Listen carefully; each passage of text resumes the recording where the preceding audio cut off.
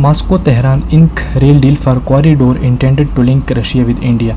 ये एक हेडलाइन है जो कि न्यूज़पेपर का है। अब इसका ब्रेकडाउन करते हैं, ग्रामेटिकली कंसेप्ट इसका देखते हैं कि इसमें क्या क्या और क्या क्या नहीं। ठीक है, Moscow Tehran ink Moscow here used Moscow and Tehran are used metonyms to represent the governments of Iran and Russia।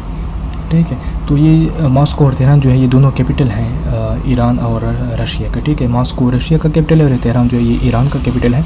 तो न्यूज़पेपर वाले अक्सर जो हेडलाइंस में यूज़ करते हैं ना, हेडलाइंस में भी और एडिटोरियल्स में, और मतलब न्यूज़पेपर में जो न्यूज़पेपर की लैंग्वेज है ना वो अक्सर ज़्यादातर जो है मोस्टली वो कैपिटल का ही यूज़ करते हैं इंस्टेड ऑफ कंट्री। ठीक है, तो इधर भी मॉस्को और तेहरान ये दोनों कैपिटल है रशिया और ईरान के। तो ये दोनों जो है ये इंक इस दोनों ने एक डील की है, जो कि एक दस्तखत की है, एक डील की, एक मुआहदा किया है, जो कि कौन सा मुआहदा है? रेल डील है।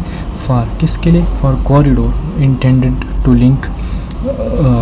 किसके तहत इंटेंडेड मीन्स टू एम या प्लान। किसके तहत ये डील किया गया है?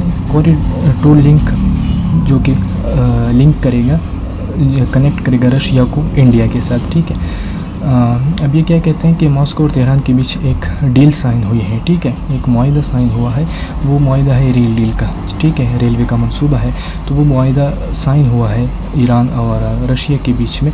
वो किसके लिए यूज़ हुआ है? फॉर मतलब है किसके लिए पर्पस, मतलब क्या पर्पस है? तो कॉरिडोर के लिए। तो जो बाई रूट स्ट्रेटेजिक रूट का जो रास्ता होता है ना, बाई रोड मतलब एक मुल्क से दूसरे मुल्क जाना, तो उसको कॉरिडोर बोलते हैं। ठीक है, जैसे पाकिस्तान का और चाइना का है सी पैक का। ठीक है, जो कि चाइना से पाकिस्तान तक रसाई जो हासिल है बाई रोड। ठीक है, तो इसी तरह ये रेलवे कॉरिडोर है, रेल डील है, जो कि एक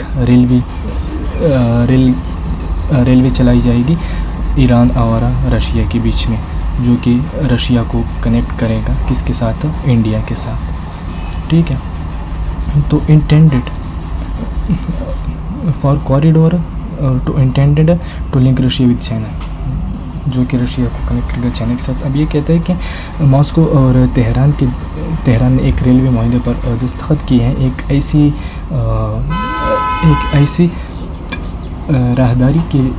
राहदारी के लिए जो कि रूस को भारत से जोड़ने के लिए बनाई गई है। ठीक है, अब ये एक मुआहदा हुआ है। ठीक है, अब इसका ग्रामेटिकल देखते हैं कि तो ये जो है मॉस्को और तेहरान ये सब्जेक्ट हैं। ठीक है, और ये इंक जो है ये वर्ब है। ठीक है, और ये रेल डील जो है ये इस वर्ब का ऑब्जेक्ट है। ठीक है, और ये फॉर जो है ये फॉर प्रेपोजिशन है, और ये फॉर का ऑब्जेक्ट जो है ये कॉरिडोर है। ठीक है, तो ये इंटेंडेड जो है ये यूज़ हुआ है इधर,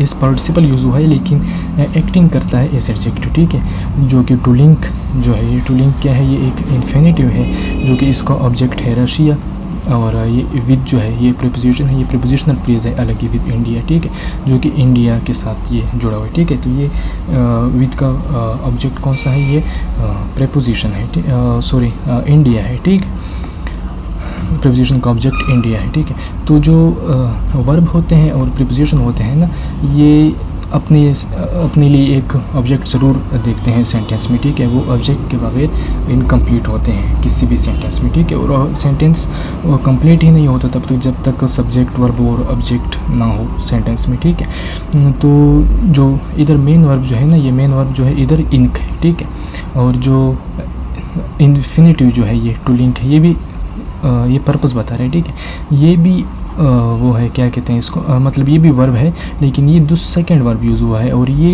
इन्फिनेटिव वर्ब जो होता है ना, ये कभी भी मेन वर्ब नहीं यूज़ किया जा सकता सेंटेंस में। ठीक है, और ना कभी आ सकता है, ये हमेशा सेकंड वर्ब आता है, लेकिन ये ऑब्जेक्ट ज़रूर लेता है। ये मेन वर्ब मतलब ये सब्जेक्ट का मेन वर्ब जो है ना सेंटेंस में, ये है इंक है।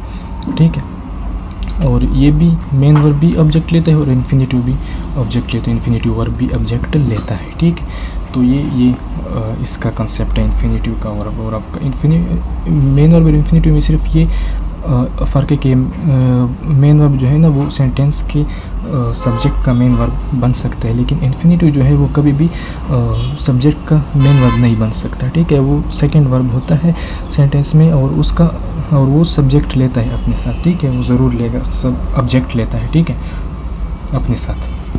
तो ये इसका कंसेप्ट है। तो ये जो इसमें है ना काफ़ी चीज़ें इसमें मिसिंग है ये हेडलाइन में, ठीक है।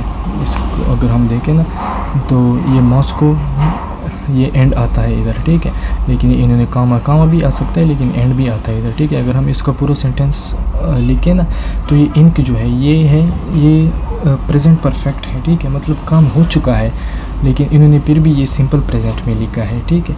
तो न्यूज़पेपर वाले ऐसे ही करते हैं, ठीक है, काम हो चुका होता है 1-2 दिन पहले, लेकिन वो जब हेडलाइंस लगाते हैं तो फिर वो सिंपल प्रेजेंट में ही लगाते हैं, ठीक है। लेकिन ये इधर है परफेक्ट है, प्रेजेंट परफेक्ट है, ठीक है, काम हो चुका हुआ है, ठीक है। तो इधर आएगा इंक्ड आएगा, ठीक है, ये इंक्ड आएगा या हैज़ साइंड आएगा, ठीक है, या हैज़ इंक्ड आएगा, ठीक है। ये इंक का मतलब होता है दस्तखत करना या मुआहिदा करना, ठीक है। तो इधर हैज़ साइंड भी आता है, इधर मैं ऑलरेडी इधर मेंशन कर चुका हूँ, ठीक है, हैज़ साइंड या हैज़ इंक्ड।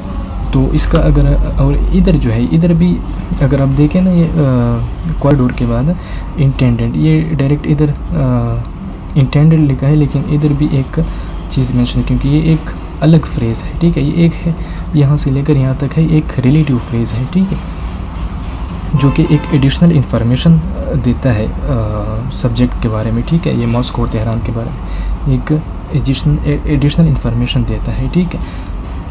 मतलब अगर हम देखें तो यहाँ से यहाँ तक सेंटेंस कंप्लीट है, लेकिन अब इधर हमने ये सेकंड एक रिलेटिव प्रोनाउन इधर आ सकता है जब विच इज़, ठीक है।